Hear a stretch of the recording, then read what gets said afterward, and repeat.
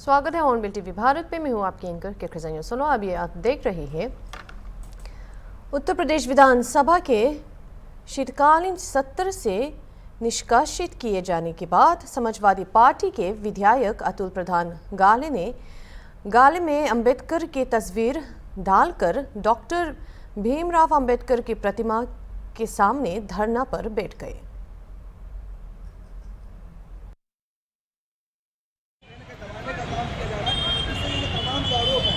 Samajwadi party के विधायक अतुल प्रधान लगाते हुए नजर आ रहे हैं। अम्बेडकर की प्रतिमा पर पहुंचे हुए हैं। अबे बस कर यार, आपको नहीं छापना है ना।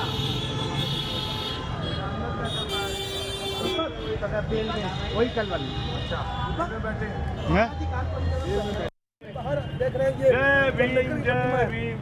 पहुंचे हुए हैं और लगातार जो उत्तर प्रदेश में घटते तापमान के साथ लखनऊ नगर निगम ने शहर भर में स्थायी और अस्थायी रेन बसेरे बनाए हैं। जोनल अधिकारियों को ये सुनिश्चित करने का निर्देश दिया गया है कि सड़कों पर कोई भी ना सोए और सड़कों पर पाए जाने वाले लोगों को इस आश्रयों में निर्देशित किए जाएंगे। उत्तर प्रदेश में लगातार शीतलहर जारी है। लखनऊ में लगातार नगर निगम की तरफ से रैन बसेरे बनाए गए। सर, रैन बसेरे बनाए गए, कहाँ बनाए गए, कितने बनाए गए? हाँ, नगर निगम लखनऊ के जो है 23 रैन बसेरे हर जोन में है और उसमें जो क्षमता है वो 1000 से ऊपर की है बेड्स की। और वहाँ पे जो है टॉयलेट सब चीज़ें परमानेंट बेसिस पे पूरे साल चलते हैं। लेकिन जब सर्दियाँ आती है तो लखनऊ नगर निगम 150 से भी ऊपर जो है टेम्प्रेरी रैन बसेरे बनाता है और जो लोकेशन बेस्ड रहते हैं। लेकिन इस बार हमने जो है अपर लिमिट नहीं रखी है। इतने रैन बसेरे हमारे हर जोन में बन चुके हैं। जहाँ जहाँ नीड है वहाँ हम बना रहे हैं। रैन बसेरों में टॉयलेट, पानी, लाइट सबकी व्यवस्था की गई है। एनजीओ से बात की गई है कि जब एक्सट्रीम ठंड आगे आएगी तो हम लोग शाम को जहाँ जहाँ पॉसिबल हो फूड भी प्रोवाइड कराएंगे। महाकुंभ को देखते हुए हमने एक्स्ट्रा तैयारी की है क्योंकि हम उम्मीद कर रहे हैं कि ट्रांजिट में और लोग भी यहाँ पे आएंगे या रुकेंगे, तो उसके लिए भी हम एक्स्ट्रा रैन बसेरे बना रहे हैं। इसके साथ साथ हम लोग जो है हमारे सारे बस स्टैंड, सारे हॉस्पिटल सबको कवर कर रहे हैं कि कहीं भी जो है कोई ओपन में ना सोए। और उसको और हम लोग आने वाले दिनों में रात में पूरी 296 की टीम निकलेंगी, जेडोज निकलेंगे, हम भी निकलेंगे। जो बाहर सो रहे हैं उनको भी हम लोग इन रैन बसेरों में लाएंगे। इसके साथ अलाव की व्यवस्था जो है शुरू हो गई है और 2-3 दिन में ये पूरे फुल फ्लेज पे स्टार्ट हो जाएगी। कल से हमने मेन जगहों पर डालना शुरू कर दिया। अलाव डालना शुरू कर दिया, लेकिन कई जगह पर सर अलाव की व्यवस्था नहीं है। जो स्थायी रैन बसेरे उनकी जगह पर अभी रियलिटी जगह वहाँ अलाव की व्यवस्था नहीं, तो कब से पूरा अलाव की व्यवस्था हो जाएगी पूरे शहर में? नहीं, कल जो है टेम्परेचर काफ़ी डाउन गया तो कल हमने स्टार्ट कर दिया है क्योंकि जैसे निर्देश हमें प्राप्त हुए उसी हिसाब से सारे यूपी के किया है। और इसके साथ साथ अभी जो है डिजास्टर, जो हमारा स्टेट डिजास्टर रिलीफ फंड है, जहाँ स्टेट डिजास्टर डिपार्टमेंट है, वो उसको देखता है। उसने एक ऐप भी लॉन्च किया है। हम लोग भी अलाव को जो मॉनिटर करेंगे उसके थ्रू करेंगे और हमारी टीम को भी ट्रेनिंग दी जा रही है और जल्दी हम उसमें कर लेंगे। अब जैसे ही ठंड बढ़ेगी, हम सारी व्यवस्था हमारे पास पूर्ण है, सारे टेंडर हो रखे हैं, तो कोई ऐसी बात नहीं है, हम लोग इमीडिएटली सारों को कवर कर लेंगे। सर, कोई चार्जेस भी हैं रैन बसेरे में रुकने के लिए? नो, बिल्कुल कोई चार्जेस नहीं है, सब फ्री है। बस अपना जो है आइडेंटिफिकेशन का जो वो हम लोग थोड़ा कहते हैं, लेकिन आइडेंटिफिकेशन भी कोई कंपलसरी नहीं है। लेकिन उससे क्या रहता है, सिक्योरिटी का पॉइंट रहता है। तो हम लोगों ने आइडेंटिफिकेशन उसमें रखा है कि रजिस्टर पे नाम, आधार नंबर या बेसिक कोई भी डॉक्यूमेंट दिखा दे, ताकि कोई जो है अनटोवर्ड इंसिडेंट हो तो उसको अवॉइड किया जा सके। ये थे हमारे साथ बातचीत करने के लिए नगर आयुक्त का साफ तौर पर कहना है कि ठंड को देखते हुए अलग अलग जगह पर रैन बसेरे बनाए गए, अलाव की व्यवस्था करी गई। ठंड जैसे बढ़ती जाएगी वहाँ पर अलाव और बढ़ाई जाएगी और साथ ही सभी अधिकारियों को निर्देश दिए गए रैन बसेरे का निरीक्षण करते रहे। वीडियो जर्नलिस्ट विजय के साथ Nihal Pandey, Hornbill TV, Lucknow. Punjab, UP, Bihar और असम के कुछ हिस्सों में घने घेरे के कारण अंबाला रेलवे डिवीजन में कई ट्रेनों को रद्द कर दिया गया। हालांकि अंबाला में कोहरा नहीं है, लेकिन इन क्षेत्रों में ट्रेन संचालन को प्रभावित किया है। इसका अतिरिक्त जिन ट्रेनों को 0 संख्याओं में 7 कोविड अवधि के दौरान बहाल किया गया था, वो जनवरी से अपने मूल नंबरों पर वापस आ जाएंगे।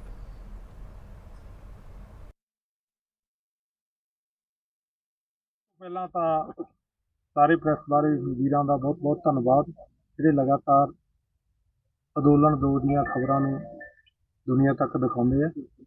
दूजी गल ਅਸੀਂ ਅੱਜ ਦੇ ਰੇਲ ਰੋਕੋ ਤੇ ਪੰਜਾਬ ਦੇ ਅੰਦਰ ਜਿਸ ਤਰ੍ਹਾਂ ਭਰਮੀ ਸਮੂਲੀਅਤ ਪੰਜਾਬ ਦੇ ਲੋਕਾਂ ਨੇ ਕੀਤੀ ਹੈ ਜਾਂ ਪੰਜਾਬ ਦੀਆਂ ਇਹਨਾਂ ਦੋਨਾਂ ਮੋਰਚਿਆਂ ਤੋਂ ਬਾਹਰ ਰਹਿੰਦੀਆਂ ਜਥੇਬੰਦੀਆਂ ਨੇ ਸਹਿਯੋਗੀ ਦੇ ਤੌਰ ਤੇ ਬਰਾਬਰ ਆ ਕੇ ਪ੍ਰੋਗਰਾਮ ਦੇ ਵਿੱਚ ਸ਼ਮੂਲੀਅਤ ਕੀਤੀ ਹੈ, ਉਹਨਾਂ ਸਾਰਿਆਂ ਦਾ ਬਹੁਤ ਬਹੁਤ ਧੰਨਵਾਦ ਕਰਦੇ ਹਾਂ।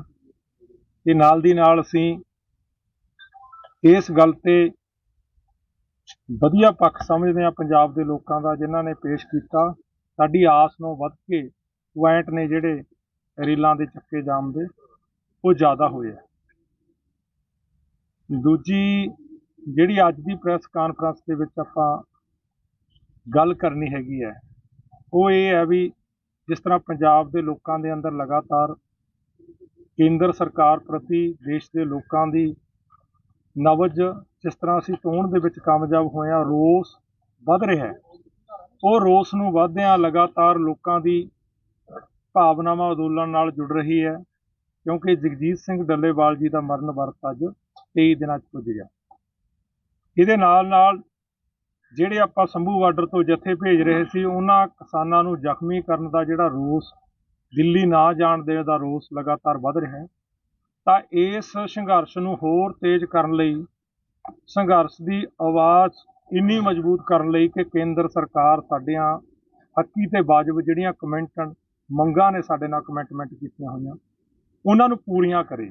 ਤਾਂ ਇਸ ਮਕਸਦ ਨੂੰ ਸਮਝਦਿਆਂ ਦੋਨਾਂ ਮੋਰਚਿਆਂ ਨੇ ਫੈਸਲਾ ਕੀਤਾ ਹੈ ਕਿ ਜੇ ਪੰਜਾਬ ਦੇ ਲੋਕ ਦੇਸ਼ ਦੇ ਲੋਕ ਪੂਰੇ ਇਸ ਗੱਲ ਦੇ ਮਨੋਬਲ ਮਜ਼ਬੂਤ ਰੱਖ ਕੇ ਲੜਨ ਦੇ ਲਈ ਇਰਾਦੇ ਬਣਾ ਚੁੱਕੇ ਆ ਦੇਸ਼ ਪੱਧਰ ਤੇ, ਤਾਂ ਪੰਜਾਬ ਦੇ ਵਿੱਚ ਆਪਾਂ ਲਗਾਤਾਰ ਅੰਦੋਲਨ ਨੂੰ ਹੋਰ ਤਿੱਖਾ ਕਰਨਾ ਹੈਗਾ। ਸੋ ਇਸ ਗੱਲ ਲਈ ਦੋਨਾਂ ਮੋਰਚਿਆਂ ਨੇ ਫੈਸਲਾ ਕੀਤਾ ਹੈ ਕਿ 30 ਦਸੰਬਰ ਨੂੰ ਪੰਜਾਬ ਬੰਦ ਦਾ ਸੱਦਾ ਪੰਜਾਬ ਦੇ ਲੋਕ ਭਰਮੀ ਸਮੂਲੀਅਤ ਕਰਕੇ ਨੇਪਰੇ ਚਾੜਨਗੇ। ਅਸੀਂ ਦੋਨਾਂ ਮੋਰਚਿਆਂ ਵੱਲੋਂ ਪੰਜਾਬ ਦੇ ਹਰ ਨਾਗਰਿਕ ਨੂੰ, ਦੁਕਾਨਦਾਰਾਂ ਨੂੰ, ਕਿਸਾਨਾਂ ਨੂੰ, ਮਜ਼ਦੂਰਾਂ ਨੂੰ, ਵੱਖ-ਵੱਖ ਕਲੱਬਾਂ ਨੂੰ ਅਪੀਲ ਕਰਦੇ ਹਾਂ ਕਿ ਭਾਈ ਇਸ ਸੰਘਰਸ਼ ਨੂੰ ਜਿੱਤਣਾ ਸਮੇਂ ਦੀ ਮੁੱਖ ਲੋੜ ਹੈ। ਇਸ ਕਰਕੇ ਤੁਸੀਂ ਅੱਜ ਤੋਂ ਹੀ ਭਾਵੇਂ ਅੱਜ ਆਪਾਂ ਰੇਲ ਰੋਕੋ ਪ੍ਰੋਗਰਾਮ ਨੂੰ ਸਫਲ ਕਰਕੇ ਪ੍ਰੈਸ ਕਾਨਫਰੰਸ ਕਰਨ ਜੁਟੇ ਹਾਂ, ਅੱਜ ਤੋਂ ਹੀ ਤੁਸੀਂ ਘਰਾਂ ਦੇ ਅੰਦਰ ਬੈਠਣਾ ਨਹੀਂ ਤੇ ਇਸ ਦੀ ਤਿਆਰੀ ਦੇ ਵਿੱਚ ਪਿੰਡਾਂ ਦੇ ਵਿੱਚ ਲਾਮਬੰਦੀ ਲਈ, ਸ਼ਹਿਰਾਂ ਦੇ ਵਿੱਚ ਪ੍ਰਚਾਰ ਕਰਨ ਲਈ ਆਪਦੇ ਜ਼ਰੂਰੀ ਕੰਮ ਧੰਦਿਆਂ ਨੂੰ ਛੱਡੋ ਕਿਉਂਕਿ ਸਾਡੇ ਉਹ ਦਿਨ ਯਾਦ ਨੇ ਜਦੋਂ ਸਾਡੇ ਆਗੂਆਂ ਨੇ ਸਾਡੇ ਸਾਰਿਆਂ ਲਈ ਆਪਣੇ ਆਪ ਨੂੰ ਕੁਰਬਾਨ ਕਰਨ ਦੇ ਫੈਸਲੇ ਲਏ। ਭਾਵੇਂ ਸੰਭੂ ਤੋਂ ਜਥਿਆਂ ਵਾਲਾ ਸਵਾਲ ਹੋਵੇ, ਭਾਵੇਂ ਮਰਨ ਵਰਤ ਤੇ ਬੈਠਣ ਵਾਲਾ ਸਵਾਲ ਹੋਵੇ, ਤਾਂ ਇਹਨਾਂ ਗੱਲਾਂ ਨੂੰ ਧਿਆਨ 'ਚ ਰੱਖਦੇ ਹੋਏ ਕਿ ਕੇਂਦਰ ਸਰਕਾਰ ਸਾਡੇ ਅੰਦੋਲਨ ਨਾਲ ਜੋ ਵਰਤਾਓ ਕਰ ਰਹੀ ਹੈ ਇਹਨੂੰ ਹੁਣ ਬਰਦਾਸ਼ਤ ਨਹੀਂ ਕੀਤਾ ਜਾਊਗਾ। ਸੰਘਰਸ਼ ਨੂੰ ਹੋਰ ਤਿੱਖਾ ਕੀਤਾ ਜਾਊ। ਅਸੀਂ ਇਹਦੀ पूरी। मंत्री गोविंद सिंह राजपूत ने भूपेंद्र सिंह के बयान पर प्रतिक्रिया दी। कहा कि सागर का एक मंत्री बीजेपी को कमजोर कर रहा है। राजपूत ने खुद को पार्टी का अनुष्ठित कार्यकर्ता बताया और 3 महत्वपूर्ण चुनावों में पार्टी के लिए काम करने की बात कही। उन्होंने कहा कि बीजेपी के राष्ट्रीय अध्यक्ष जेपी नड्डा और राजनाथ सिंह भी एबीवीपी से आए हैं और भूपेंद्र सिंह के बयान पर बीजेपी नेतृत्व कार्रवाई कर रहा है। भारतीय जनता पार्टी में मैं पहला विधायक का चुनाव लड़ा, जीता 41,000 से। दूसरा विधायक का चुनाव लड़ा, भारतीय जनता पार्टी में जीता। तीसरा चुनाव लोकसभा का हुआ भारतीय जनता पार्टी का, मेरी विधानसभा में मध्य प्रदेश में 86,000 वोटों से भारतीय जनता पार्टी जीती। तो मैं भारतीय जनता पार्टी का सक्रिय कार्यकर्ता हूं। दूसरी बात, जब मैं भाजपा में आया था तो राष्ट्रीय नेतृत्व ने, आदरणीय राष्ट्रीय अध्यक्ष नड्डा जी के नेतृत्व में भारतीय जनता पार्टी मैंने ज्वाइन की थी। प्रदेश अध्यक्ष के सभी शीर्ष नेतृत्व उस समय मौजूद थे। जब राष्ट्रीय अध्यक्ष और राष्ट्रीय नेतृत्व के ज्वाइनिंग पर मैं भाजपा में ज्वाइन हुआ, उसी समय से मैं लगातार मेहनत कर रहा हूँ, काम कर रहा हूँ, पार्टी को मजबूत कर रहा हूँ। लेकिन सागर के एक विधायक जब भारतीय जनता पार्टी के प्रदेश अध्यक्ष पर टिप्पणी कर सकते हैं, भारतीय जनता पार्टी बहुत ही अनुशासित पार्टी है, यहाँ प्रदेश अध्यक्ष के ऊपर टिप्पणी करना बहुत बड़ी बात है। उन्होंने टिप्पणी की कि प्रदेश अध्यक्ष अभी कुछ दिन पहले, 5 साल पहले ही विद्यार्थी परिषद से आए हैं, उन्हें समझ नहीं है।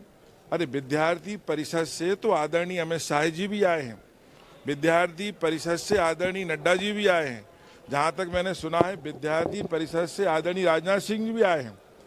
तो आप विद्यार्थी परिषद से आए हुए व्यक्ति के लिए कोई महत्व ही नहीं दे रहे हो।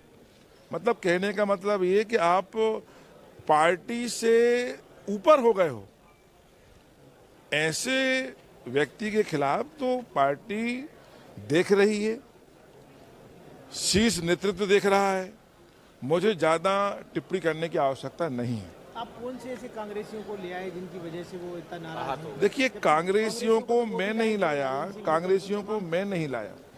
कांग्रेसियों को जब चुनाव हो रहे थे तो पार्टी के एजेंडे में था कि पार्टी में मध्य प्रदेश में सबसे अधिक सदस्यता दूसरी पार्टियों के व्यक्तियों ने की, उसमें कांग्रेस के व्यक्ति भी शामिल रहे जो इस विधानसभा चुनाव में शामिल हुए हैं।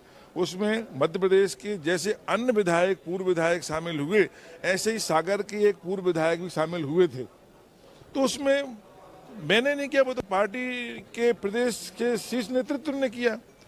लेकिन जो व्यक्ति शीर्ष नेतृत्व से ऊपर हो गया हो, ये प्रश्न विचारणीय है। कार्रवाई होनी चाहिए। स्वीकार नहीं करेंगे कभी, पार्टी चाहे स्वीकार कर ले, हम कभी स्वीकार नहीं करेंगे कांग्रेस। बाबा साहेब अम्बेडकर मुद्दे पर विपक्ष की आक्रामकता के कारण यूपी विधानसभा की कार्यवाही स्थगित कर दी, साथ ही कुंभ चर्चा भी स्थगित कर दी गई।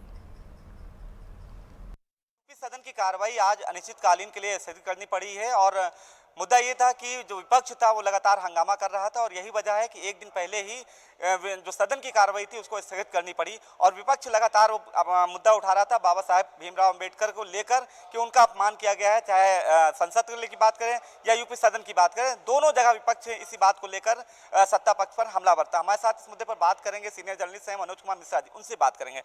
सर, जिस तरह से विपक्ष लगातार हंगामा कर रहा है, अगर यूपी सदन की बात करें तो जब से शुरुआत हुई है लगातार, चाहे संभल की घटना हो, बहराइच की घटना हो, और जो आज हंगामा हुआ है वो तो वहाँ पे सदन में जो हुआ, संसद में जो हुआ है उसको लेकर वो कह रहा है कि बाबा साहेब का अपमान किया गया है।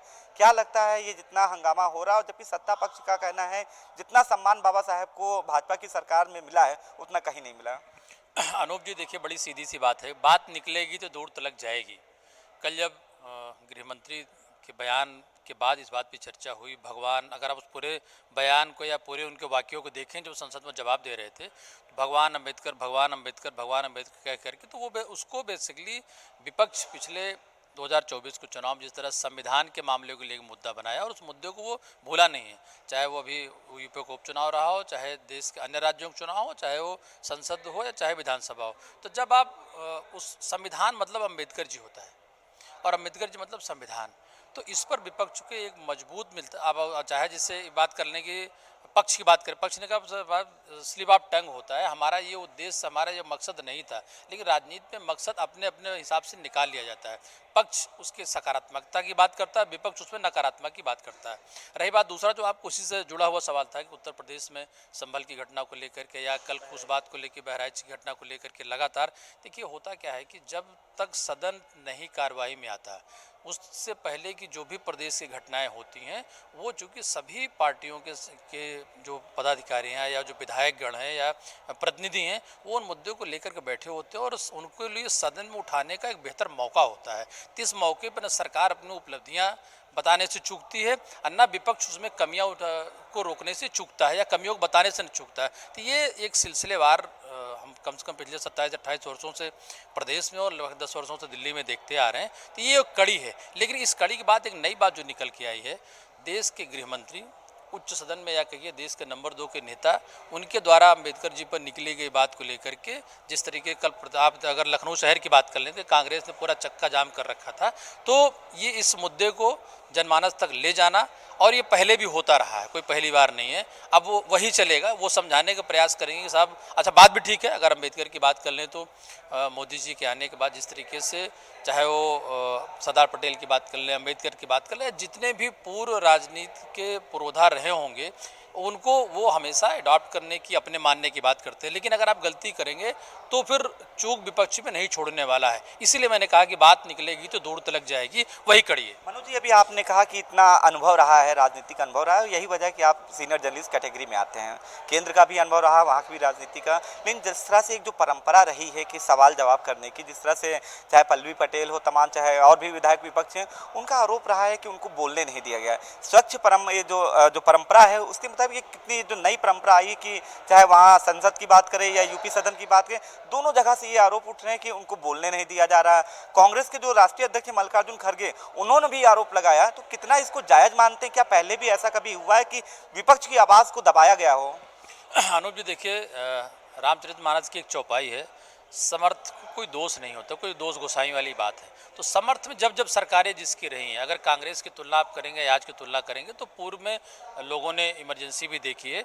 लेकिन जब सरकार 1, सरकार 2, सरकार 3, और सरकार 3 में जब मामला 241 पर निपट जाता है तो शायद सरकार 2 वाली बात हमको आपको देखने को बतौर पत्रकार नहीं मिलती है। लेकिन मीठा मीठा गप गप तीता तीता थू की परंपरा होती है, और वही लोग चुन करके सदन में भी आते हैं। तो जिस बात से सरकार का नुकसान होता है, जिस बात से सरकार की छवि खराब होती है, वो रोकने का प्रयास बहुत पहले भी किया गया। हमने उत्तर प्रदेश में मायावती सरकार भी देखी है, मुलायम सिंह सरकार भी देखी है, और अखिलेश सरकार भी देखी है। तो ये सरकार का नियम वो स्वयं तय करती है चीज़ों को, उस अधिकार को जनता बहुमत में देती है। तो चाहे दिल्ली की बात हो, चाहे यूपी की बात हो, विपक्ष, लेकिन विपक्ष का तरीका बदल गया। अगर आप सोचिए, भारतीय जनता पार्टी जब विपक्ष होती है तो सदन से लेकर सड़क तक एक दिन है 365 दिन उस काम को करती है कि सरकार की कमियों को गिनाने के लिए वो निरंतर लगे रहते हैं। आप इंतजार मत करिए, अभी जो आधुनिक विपक्ष के लोग हैं वो दरअसल आधुनिकता में बह गए हैं और वो सड़क पर उतरने की आदत नहीं डालते हैं। अगर सड़क पर उतरेंगे तो मुझे लगता है सरकार बेहतर काम करेगी। सदन में घेरेंगे, सड़क पर घेरेंगे तो कमियाँ कम होंगी और जनता को फायदा ज़्यादा होगा। क्या लगता है विपक्ष कमजोर है, चाहे केंद्र की बात करें या यूपी में करें? जैसे कि आपने कहा, विपक्ष अगर लगातार लड़ता है तब वो जो जनता के मुद्दे उठते हैं वो उठाए जाते हैं और जनता का उसको जो है फायदा भी मिलता है। लेकिन अब विपक्ष उस तरह से करता नहीं, जैसा आपने कहा वो आरामदेह चाहता है और बहुत ही एसी में रहने वाला हो गया। तो क्या वाकई में विपक्ष कमजोर होने की वजह से ये स्थिति मानी जाए? अनुप जी देखिए, मैं फिर कहूँगा, विगत दिनों आपने देखा होगा कि छात्रों ने, बेरोजगारों ने, महिलाओं ने, अन्य वर्गों ने अपने अपनी लड़ाई लड़ने के लिए वो लखनऊ तक चल के आते हैं, घेराबंदी करते हैं और फिर उनकी बात मानी भी जाती है और नहीं मानी जाती। लेकिन एक विपक्ष के नाते, चाहे वो जिला स्तर पे हो, चाहे वो प्रदेश स्तर पे हो या चाहे देश का स्तर पर, अभी देखिए तुरंत किसानों के मुद्दे की बात है, किसानों के मुद्दे पे जब चक्का जाम की बात होती है, कुछ होता है तो आप वहाँ पहुँच तक नहीं पाते। पहले यही नेता होते थे कि किस तरीके से लुक छुप करके, हमने आपने देखा है, बहुत बार देखा है कि वहाँ तक पहुँच जाया करते थे। तो देखिए, जब आप जद्दोजहद, पानी बौछार, लड़ाई, लाठी डंडे खाने से बचेंगे तो मैंने इसलिए शुरुआत की धनुप जी कि मीठा मीठा गपगप और तीता तीता थूक पर राजनीति नहीं होती है। मेरा आशय फिर उसी पे आता, विपक्ष को जनता के साथ जुड़ करके सरकार के सामने मुद्दे उठाने पड़ेंगे, जनता की बात करनी पड़ेगी और अंततः जवाबदेही पक्ष विपक्ष दोनों की जनता की है। सदन भी चलता तो जनता के लिए चलता है, योजनाएं जनता के लिए होती है। जी, आखिरी सवाल मेरा ये है कि जिस तरह से जो अभी ताज़ा घटनाक्रम हुआ, चाहे 2022 के चुनाव की बात करें या 2024 के चुनाव की बात करें, संविधान बाबा साहेब भीमराव अम्बेडकर को लेकर ही कहा जा रहा है और जो अभी घटनाक्रम हुआ है संसद में या यूपी विधानसभा में, तो क्या माना जाए आने वाले समय में जो चुनाव होंगे उसका मुद्दा यही सब बाबा साहेब और यही मतलब अम्बेडकर संविधान ही रहेगा, कोई जनहित के मुद्दे नहीं रहेंगे? क्योंकि पिछले कई चुनावों से यही सब चल रहा है। अनुप जी देखिए, संविधान और से जनहित के मुद्दे को लोग जोड़ ले रहे हैं, रिजर्वेशन को जोड़ ले रहे हैं। चुनाव से पहले बात कही गई कि अगर पूर्ण बहुमत की सरकार आएगी तो संविधान को खत्म कर दिया जाएगा, संविधान को बदल दिया जाएगा। पर देखिए, मैं फिर उसी आपके सवाल पर भी आपका जवाब भी है, पूर्ण मोहब्बत की सरकार को संविधान में संशोधन करने का अधिकार है, पहले भी करते रहे हैं, ठीक है। तो अगर आपको जनमानस में जा कर के सरकार बनानी है तो जनता के साथ जुड़ना पड़ेगा, और संविधान को लेकर के हमेशा मीठा और तीता वाली बात है। जैसे रिजर्वेशन को देखिए, रिजर्वेशन जब आया था तो 10 साल पर उसको बढ़ाते रहने की बात रही, और एक समय था कि जब अगर चीज़ें सामान्य तौर पे हो जाए तो इस पर चर्चा हो। अब उस पर चर्चा नहीं होती है, बल्कि धीरे से हर 10 वर्ष पे उसका एक्सटेंशन होता चला जाता है। सभी रिजर्वेशन की बात करते हैं, चाहे वो हैदराबाद की बात कर लें, चाहे वो उत्तर प्रदेश की बात कर लें। तो संविधान के पीछे, अंततः संविधान के पीछे से सरकार तक आने का रास्ता विपक्ष को लगता है कि यही ठीक रहेगा, इसीलिए मुद्दा गर्म है। कुल मिला के जो मनोज जी ने बातें कही हैं, सीनियर जर्नलिस्ट हैं, जिनका साफ कहना है कि जो आने वाला समय है, अगर विपक्ष अगर मजबूती से जनता के मुद्दों को उठाएगा, चाहे फिर वो केंद्र में हो यानी संसद में हो, या फिर यूपी में सदन की कार्रवाई में अगर जनता से जुड़े मुद्दों को उठाया जाएगा, और तभी जनता का फायदा होगा, प्रदेश का फायदा होगा, देश का फायदा होगा। लेकिन इसके लिए विपक्ष को संघर्ष करना पड़ेगा। वीडियो जर्नलिस्ट विजय के साथ अनूप चौधरी, हॉर्नबिल लखनऊ। अभी के लिए इतना ही। दूसरे खबरों के लिए देखते रहिए हॉर्नबिल टीवी।